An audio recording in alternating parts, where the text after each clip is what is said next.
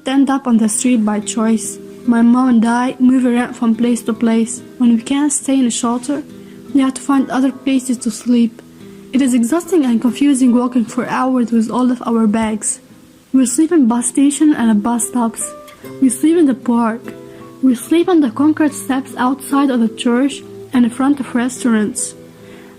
We sleep in an area full of poverty, homelessness, and drug addiction. And a lot of the time, I'm alone on the streets trying to figure out what's going on. I roam around at night because I don't know anybody or have anywhere to go. I keep wondering what I'm doing here. I get on the bus at midday and sleep on it until 3 a.m. the next day. When I wake up in the morning, it's another day to figure out how to survive. I carry all of my belongings in a trash bag. I feel like a soldier sometimes and stuff. I get infections a lot from sleeping on dirty mats and in places that aren't clean. One of the infections got really bad and I went to try and see a doctor. They asked me where my mom was and I told them I didn't know. They said that they couldn't help me and that I couldn't see a doctor. Sometimes I work for a guy selling toys from the morning to late in the evening for enough to buy a warm meal.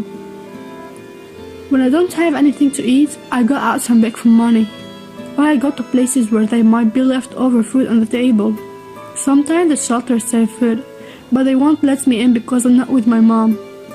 I'm always looking out for people that might hurt me, and often I feel defenseless.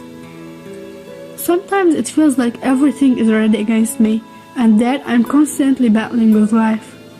I spend a lot of the time on the streets trying to figure out how to make the best of my situation. Sometimes I forget what sleep even means when I'm trying to figure out how I got to this point. There are millions of children like me in every country in the world who live on the streets. But it doesn't have to be like this. Street children have the same rights as every other child. To make sure we can access these rights, we need governments around the world to commit to equality.